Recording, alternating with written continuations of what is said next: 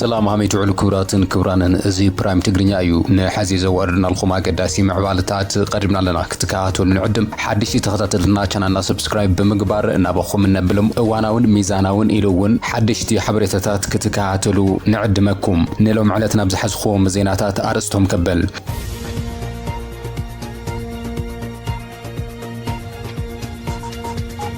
መንግስቲ ትግራይ ኣብ ጉዳይ ምዕራብ ትግራይ ንሻምናይ ግዜ መግለጽ ኣውጽኦም መምሕዳር ጀነራል ታደሰ ወረደ ትማሊ ማዕኸላት ሚድያ ፌደራል ከቀባበልኦ ዘምስያ ጉዳይ ምዕራብ ኣመልኪቱ ሕገ መንግስትን ውዕለ ፕሪቶሪያ ዝጥሕሱ ተግባራት ጠጠው ይበሉ ብዝብል ኣርእስቲ ኣብ ዝሃቡ መግለጺ ነቶም ወረርቲ ሓላዊ መሲለን መንቆሮ ክብል ምላሽ ሂቡ ኤርትራ ሓድሽ ወታደራዊ ግንባር ከም ዝተመስረተ ዕላው ኮይኖም እዚ ተገሊጹ ዘሎ ብርጌድን ሓመዱ ትማሊ ዕላው ኣኼባ ኣብ አዲስ አበባ ድሕሪ ምክያድ እዩ ብመሰረት እዚ እውን ኣብ ባይታ ዕላዊ ዝኾነ ሰራዊት ከም ዝመስረተ እዩ ተቃሊሑ ዘሎ በዝርዝር ናባኹም ክነብሎ ኢና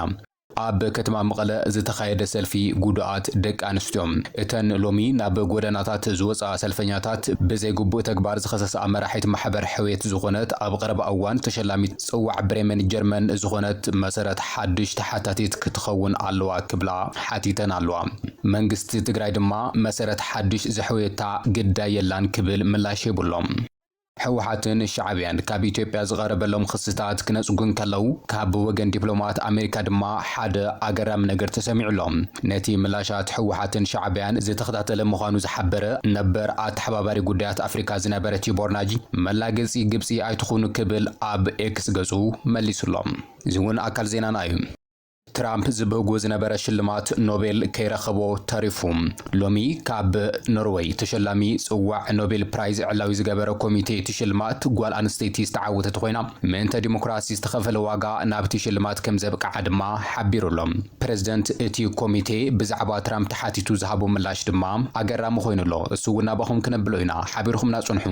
መንግስቲ ትግራይ ኣብ ጉዳይ ምዕራብ ትግራይ ንሻምናይ ግዜ መግለጽ ኣውጽኦም መምሕዳር ጀነራል ታደሰ ወረደ ትማሊ ማዕኸላት ሚድያ ፌደራል ከቀባበልኦ ዘምስያ ጉዳይ ምዕራብ ኣመልኪቱ ሕገ መንግስትን ውዕለ ፕሪቶሪያ ዝጥሕሱ ተግባራት ጠጠው ይበሉ ብዝብል ኣርእስቲ ኣብ ዝሃቡ መግለጺ ነቶም ወረርቲ ሓላዊ መሲለን መንቆሮ ክብል ምላሽ ሂቡ በቢሮ ጉዳያት ኮሙኒኬሽን ኣቢሉ ዝተዋሃበ መግለጺ ከም ዘመላኽቱ እንተኾይኑ መቐጸልታ እቲ ብሚድያታቶም ዝተፈላለየ ሽማሽም እናሃቡ ምዕራብ ትግራይ ከም ዝጽውዕዎ ናይዚ መቐጸልታ ድማ ኣሚኮ ትማሊ መስከረም 2018 ዓመተ ምህረት በቴሌቪዥን መስኮቱ ኣቢሉ ምዕራብ ትግራይ ኣካል ክልል ኣምሓራ ገይሩ ጽውዑ ኣሎ ድሕሪ ምባል ሓደገኛ ትርኽት ኣብ ምፍጣር ተጸሚዱ ኣሎ ክብል ገሊጹ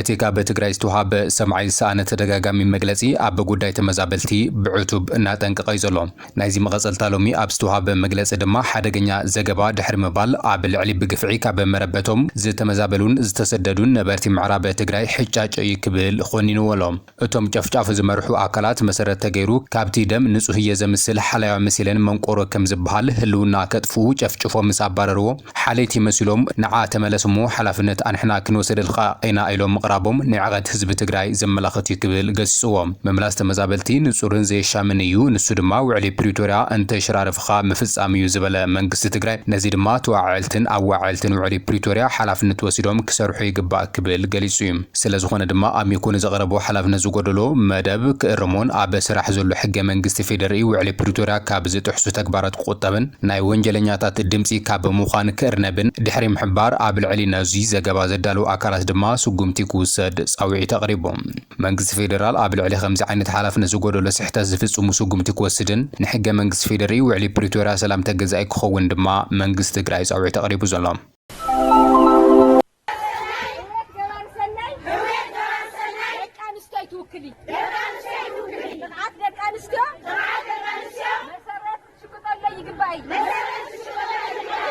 ኣብ ከተማ መቐለ ዝተኻየደ ሰልፊ ጉድኣት ደቂ ኣንስትዮን እተን ሎሚ ኣብ ጎደናታት ዝወፃ ሰልፈኛታት ብዘይግቡእ ተግባር ዝኸሰሰ መራሒት ማሕበር ሕውየት ዝኾነትን ኣብ ቀረባ እዋን ተሸላሚት ጽዋዕ ዝኾነት መሰረት ሓድሽ ተሓታቲት ክትኸውን ጻውዒተን ኣቕሪበን እተን ብዝተፈላለየ ጾታዊ ዓመጻት ተጠቂዐን ኣብ ምዕቋቢ ተመዛበልቲ ዝርከባ ደቂ ኣንስትዮ ሎሚ ኣብ ዘቕረብኦ ክሲ ኣካየዲት ስራሕ ትካል ሕውየት ገባር ሰናይ ዝኾነት መሰረት ሓድሽ ብመከራ ግዳያት ደቂ ኣንስትዮ ሸቂጣ እያ ክብላ ኸሲሰን ፍትሒ ንምሕታት ድማ ናብ ጎደናታት የንወፅን እቲ ሰልፊ ብርክት ዝበላ ደቂ ኣንስትዮ ብምስታፍ ብባነራት ዓጅበን ኣካይደን መሰረት ብዝፈጸመቶ ግፍዒ ተሓታቲት ክትኸውን ኣለዋ ፍትሒ ንዝተጠቃዓ ደቂ ኣንስትዮ ህፃናትን ዝብሉ ብትግርኛን እንግሊዝኛን ዝተጻሕፉ ባነራት ሒዘን ድምፀን ኣስሚዐን ቀንዲ ናይቲ ተቃውሞ ነጥቢ ድማ ብሽም ትካል ገባር ሰናይ ሕዌት ኣብ ጀርመን ከተማ ብሬመን ሽልማት ዝረኸበት ኣካይደት ስራሕ እቲ ትካል መሰረት ሓድሽ ዝቆመን እዩ እተን ኣብ ከተማ መቐለ ሰልፊ ዘካየዳ ግዳያት ደቂ ኣንስትዮ ሽልማት ሰብኣዊ ሓገዝ ብሬመን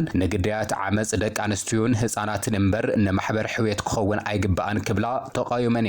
ትካል ሕዌት ብምምራሕ ብርክት ዝበሉ ሰናይ ተግባራት ተካይድ ምዃና ዝንገር መሰረት ሓድሽ ድሕርቲ ዝተረኸበ ሽልማት ካብ ዝተፈላለዩ ወገናት ነቐፋ ይቐርብ ኣይነይሩ እቲ ክስታት ብጉሕለታትን ምትላልን ምዃኑ ዝገልጹ ወገናት ዋላ እኳ እንተሃለዉ ብኣንጻሩ ድማ ንመሰረት ዝጣበቁ ኣይተሰኣኑን እዮም ይኹን እምበር እቲ ናይ መሰረት ሓጢኣት እዩ ዝተባሃለ ጉዳይ ፖለቲካዊ መልክዕ ዘለዎ ምዃኑ ድማ ይግለጽ እዩ ዘሎ እንተኾነ እተን ሰልፈኛታት ዘቐረቦ ሕቶ መሰረት ብምግባር ቢሮ ማሕበራዊ ጉዳያት ምላሽ ዝሃበ ኮይኑ ነቲ ብሰፊሑ ኣብ ልዕሊ ደቂ ኣንስትዮን ተመዛበልትን IDP ዝበጽሕ ዘሎ ሓያል ዓመፅን ስቃይን ከም ዘሕዘኖ እዩ መንግስቲ ትግራይ በቲ ቢሮ ኣቢሉ ገሊጹ ዘሎ ንወይዘሮ መሰረት ብሕጋዊ መስርሕ ተሓታቲት ንምግባር ይስራሕ ከም ዘሎ ድማ ኣረጋጊጽያ ተሓላፊት ቢሮ ብፍላይ ድማ ነቲ ኣብ ልዕሊ እታ መራሒት ትካል ሕዌት ዝቐረበ ክስታት ተመልኪታ ወይዘሮ መሰረት ፎቶታት ግዳያት ከም ዝሸጠትን እቲ ሽልማት ሰብኣዊ ሓገዝ ብሬመን እውን ብሽም መከራ ደቂ ኣንስትዮን ህፃናትን ከም ዝተውሃባን እዚ ድማ ተቐባልነት ከም ዘይብሉን ካብ ሕጊ ወጻኢ ከም ዝተገብረን እያ እታ ሓላፊት ቢሮ ሓቢራ ዘላ እታ ሓላፊት ቢሮ ወሲኻ ቢሮኣ ምስ ሕጋዊ ኣካላት ብምዃን ንኹሉ እቲ ዝቐረበ ክስታት ብምምልካት ኣብ ልዕሊ ትካል ሕዌት ዝካየድ ዘሎ ምርመራ ተጠናኺሩ ክቕፅል ምዃኑ እዩ ኣስሚራትሉ ዘላ ኣካይዲ ስራሕ ትካል ሕዌት ነቲ ዝቐርበላ ዘሎ ክስታት ከም ዘይትፈልጦ እያ ትሕብር ብኣንጻሩ ምፍርራሓት ይካየደላ ከም ዘሎ ድማ ትገልጽ እያ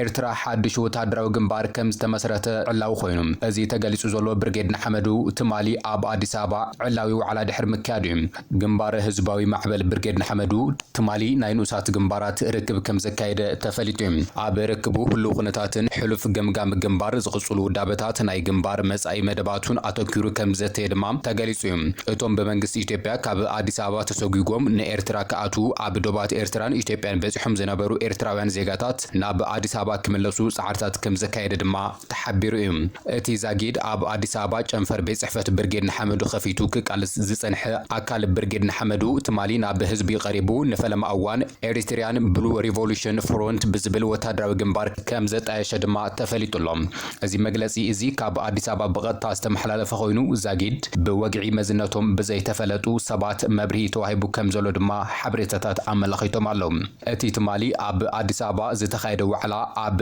መላእ ዓለም ንዘለው ኣባላት ብርጌድ ንሓመዱ ዘተኮረ ከም ዝነበረ ድማ ፍልፍላት ሓቢሮም እዮም በመሰረት እቲ ዋዕላ ድማ እቶም ኣባላት ትካላዊ ኣሰራርሓ ክሰርሑ ከም ጸንሑ ይኹን እምበር ብኣፎም ሒዞም ከም ጸንሑ እዩ ተገሊጹ ዘሎ ብተወሳኺ እውን ብዙሕ ተዛቦታት ከም ዘጋጠሞምን ኣውራ ድማ ካብ ህግደፍ ዝተለኣኹ ብማልያ ብርጌድ ንሓመዱ ዝለበሱን ዝሽቅጡን ብዙሕ ሸርሕን ተንኮላትን ከም ዝተፈጸመሎም ድማ ገሊጾም እዮም ኣብ ባይታ ብወግዒ ወታደራዊ ግንባር ከም ዝተመስረተ እውን ገሊጾም ኣለዉ እዚ ተመስሪቱ ዘሎ ወታደራዊ ግንባር ናይቲ ምንቅስቓስ ብርጌድ ንሓመዱ ዝለዓለ ስልጣንን ዝለዓለ ሓላፍነትን ከም ዘለዎ ኣብ ርእሱ ዝተመርኮሰ ከም ዝኾነ ድማ ምፍላጥ ተኻኢሉሎም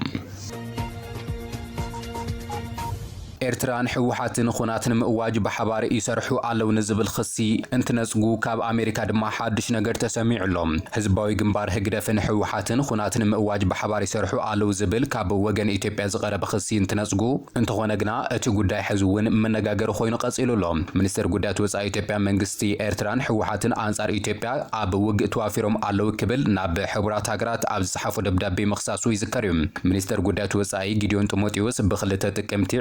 2025 ናብ ዋና ጸሓፊ ሕቡራት ሃገራት አንቶኒዮ ጉተሬስ ዝጽሓፉ ደብዳቤ ኣብ ዝሓለፈ ኣዋርሕ ኣብ መንጎ መራሕቲ ኤርትራን ሕወሓትን ዘሎ ምሕዝነት እናነጸረ መጽኡ ክብል ኸሲሱሎም እቲ ሚኒስትር ዘቕረቦ ክሲ ዕጡቃት ፋኖ ኣብ ቀረባ እዋን ርእሰ ከተማ ሰሜን ወሎ ወልድያን ምቁጽጻር ኣብ ዝገበርዎ ፈተነ መንግስቲ ኤርትራን ሕወሓትን ኢድ ከም ዝነበሮም እውን ኣመላኺቱ እዩ ነዚ ስዕቡ ሕወሓት ብ8 ጥቅምቲ 2025 ከም ግብረ መልሲ ናብ ሕቡራት ሃገራት ኣብ ዝለኣኾ ደብዳቤ ሚኒስትር ጉዳያት ወጻኢ ኢትዮጵያ ኣብ ልዕሊ ሕወሓትን ህዝቢ ትግራይን ናይ ሓሶትን ፖለቲካዊ ምባለን ዘለው ክስታት ብምባል ከምዚ ዝኣመሰለ ናይ ሓሶት ክስታት መንግስቲ ፌደራል ነቲ ብተደጋጋሚ ዝጥሕሶ ዘሎ ስምዕነት ፕሪቶሪያ ትኹረት ከይወሃቦ ዘዘናግዕ እዩ ኢሉ ብምኽሳስ ናይ ሓሶት ክስታት ብምቕራብ ኣቓልቦ ማሕበረሰብ ዓለም ንምስሓብ ይጽዕር ኣሎ ክብል እውን ወሲኹ ነይሩ እዩ። ሚኒስተር ዜና ኤርትራ የማነ ገብረ መስቀል ብወገኑ ኣብ ኤክስ ገጹ ኣብ ዘለጠፎ መልእኽቲ ኢትዮጵያ ናብ ሕቡራት ሃገራት ዝጸሓፈቶ ደብዳቤ ድፍረት ዝተመልኦን ኣዝዩ ዘደናግርኒ ክብል ድሕሪ ምግላጽ ጂኦግራፊያ ባዕላ ሃሪማ ባዕላ ተእዊ ከም ማለት እዩ ክብል ድሕሪ ምንቃፉ እዩ ሎሚ ካብ ኣሜሪካ ሓድሽ ነገር ተሰሚዑ ዘሎ። ሓደ ዲፕሎማት ኣሜሪካ ዝኾነ ቲቦር ናጂ መስሓቂ ግብፂ ኣይትኹኑ ክብል እዩ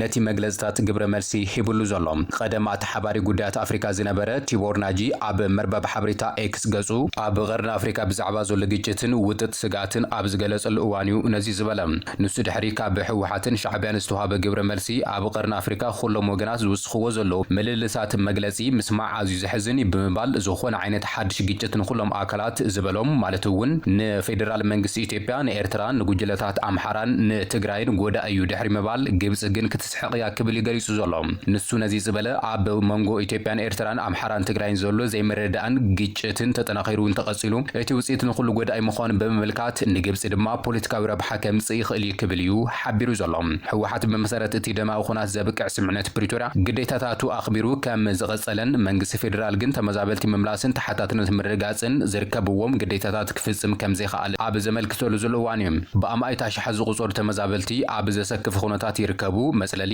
ምግብን ሕክምናዊ ክንክንን ኣይረኽቡን፣ ዝበዝሕ ክፋል ትግራይ ኣብ ትሕቲ ቁፅጥር ሰራዊት ኢትዮጵያ ዘይኮኑ ሓይልታት እዩ ዝርከብ ክብል ህወሓት ናብ ሕቡራት ሃገራት ኣብ ዝለኣኾ ደብዳቤ ሓቢሩ ነይሩ። እዞም ብኣብዝሓ ብሰራዊት ኢትዮጵያ ዝድገፉ ሓይልታት መሬት ትግራይ ተቆጻጺሮም ይርከቡ። እዚ ዝግበር ዘሎ ድማ ዲሞግራፍን ጂኦግራፊ ኣቃውማ ትግራይ ንምቕያር እዩ። ትካላት መንግስቲ ፌደራል ድማ ምዕራብ ትግራይ ኣካል ክልል ኣምሓራ እዩ ዝብል መውገት ብዕሊ ብምድጋፍ ስምምዕ ፕሪቶሪያ ይጥሕሱ ኣለዉ ክብል እውን ወሲኹ እዩ። እንተኾነ ግን ኣብ ብልጽግና ነቲ ዝቐረበሉ ክሲ ኣብ ክንዲ ብኣግባቡ ዝምልስ ብዘይሕጋዊ መንገዲ ግዝኣት ትግራይ ዘመሓድሩ ዘለውን ህዝቢ ዝጭፍጨፉ ኣካላት ናብ ሚድያ ጸዊዑ ምዕራብ ትግራይ ብትግራይ ከመሓደር ከም ዘይኽእል ዕላው ገይሩ ኣሎ። አሁን ከኛ ጋር እሺ የሚቆጠር ሰው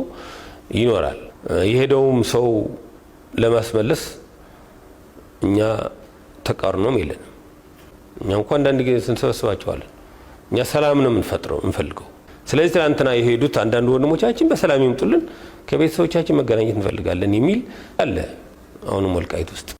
ትራምፕ ዝተመነዮ ሽልማት ኖቤል ብጓል ኣንስተይቲ ተወሲዱ። ወይዘሮ ማርያ ኮሪና ማቻዶ ሽልማት ኖቤል 2025 ተዓዋቲት ኮይና ብዘይ ዕረፍቲ ዲሞክራሲያዊ መሰላትን ሰላማዊ ምስጋርን ኣብ ቬንዙዌላ ዝገበረቱ ጻዕሪ ድማ እቲ ሽልማት ከም ዝተዋሃባ እዩ ተገሊጹ ዘሎ። ኮሚቴ ኖቤል ሽልማት ኖርዌይ ነቲ ሽልማት ሰላም ኖቤል ናይ 2025 ወይዘሮ ማርያ ኮሪና ማቻዶ ይሂብዋ ዘሎ። እዚ ሽልማት እዚ ወይዘሮ ማቻዳ ንዲሞክራሲያዊ መሰላት ህዝቢ ቬንዙዌላን ምስፋሕን ካብ ስርዓት ምልኪ ናብ ፍትሓውን ዲሞክራሲያውን ሰላማውን ምስጋር ብዘይ ዕረፍቲ ዝገበረቱ ጻዕሪ ንምስጋር ዝተዋሃበ እዩ እውን ኢሉ ኣሎ። ከም መራሒት ምንቅስቓስ ዲሞክራሲ ኣብ ቬንዙዌላ ወይዘሮ ማቻዶ ንዝተመቓቐለ ተቃዋሚ ሓይሊ ብምውሃድ ንነጻ ምርጫን ስርዓት ወከልቲ ህዝብን ብምጥባቕ ኣብ ቀረባ እዋን ኣብ ላቲን ኣሜሪካ ብዘይተለመደ ጅግንነት ናይ ሰላማዊ ዜጋ መርኣያ ኮይና እያ ክብል እቲ ኮሚቴ ገሊጹ። እቲ ሃገር ካብ ዲሞክራሲያዊትን ሃብታም ናብ ጭካነ ዝተመልኦ ምልካዊ ሃገር ተቐይራ ነይራ ድሕሪ ምባል ተቃወምቲ ብሕጋዊ ክስን እሱርን ብሓይሊ ጭፍለቆ ነይሮም ክብል ድማ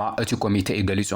ፕሬዝደንት ኣሜሪካ ትራምፕ እቲ ናይ ሎሚ ዓመት ሽልማት ንምዕዋት ሰፊሕ ህዝባዊ ጎስጓስ ከካይድ ምጽንሑ ይዝከር እዩ። ንሱ ኣብ ገለ እቶም ንኽሽለም ምኽንያት እዮም ዝበሎም ጭብጥታት ዘካትዑ እኳ እንተኾኑ ብውሕዱ 7 ውግኣት ደው ክብሉ ገይሩ እዩ። ከም ቀዳማይ ሚኒስተር እስራኤል ቤንያሚን ኔታንያሁ ዝበሉ ደገፍቱ ኣብ ወርሒ ሓምለ ነቲ ሽልማት ሓጽዮሞ ነይሮም እዮም። ኣብ ወንበር ኮሚቴ ሰላም ኖቤል ጃርገን ዋትነ ብዛዕባ እቲ ኮሚቴ ትራምፕ እቲ ሽልማት ንምዕዋት ካብቲ ፕሬዝደንት ማሕበረሰብ ዓለምን ዝበጽሑ ዝነበረ ጸቕቲ ሕቶታት ቀሪቡሉ እዩ። እንተኾነ ግና እቲ ፕሬዝደንት ኣብ ዝሃቦ መልሲ ኣብ ነዊሕ ታሪክ ሽልማት ኖቤል ሰላም እቲ ኮሚቴ ጎስጓሳት ወጥሪ ሚድያን ከም ዘርአየ ብምግላጽ ዓመታዊ ነዚ ሽልማት ዝሕጾዩ ሰባት እንታይ እዩ ናብ ሰላም ዘምርሖሙ ዝብል ኣሽሓት ደብዳቤታት ከም ዝቕበል ድማ ተዛሪቡ እዩ። ውሳነና ኣብ ስራሕን ድሌትን ኣልፍሬድ ኖቤል ጥራሕ እዩ ዝምርኮስ እውን ኢሉ። ወይዘሮ ማቻዶ ኣብ ልዕሊ ህይወታ ከቢድ ስጋኣት እናሃለዋ እኳ ካብ ሃገር ከይወፀት ብምጽናሕ ንሚሊዮናት ሰባት ተስፋን መሪሕነትን ሂባቶም ኣላ። ሽልማት ሰላም ኖቤል ወይዘሮ ማቻዶ ንዲሞክራሲ ዘለዋ ጽኑዕን ድጋፍን ሰላማዊ ምቅላስ ዝሓሸ መጻኢ ንምምጻእ ክሳብ ህንደይ ኣገዳሲ ምዃኑ ዘርኢ ክብል ድማ እቲ ፕሬዝደንት ገሊጹ ኣሎ። ክብራንን እምበኣር ኸስንሎሚ ዘዋርድና ለኹም ኣገዳሲ ምዕባለታትን ሓድሽቲ ምዕባለታትን እዚኦም ይመስሉ ነይሮም ስለተኸታተልኹምና ኣዝና ነመስግን ብቐጻሊ ዜናታት ሒዝና ለኹም ክንቀርብ ኢና ክሳብ ሽዑ ሰብስክራይብ ብምግባር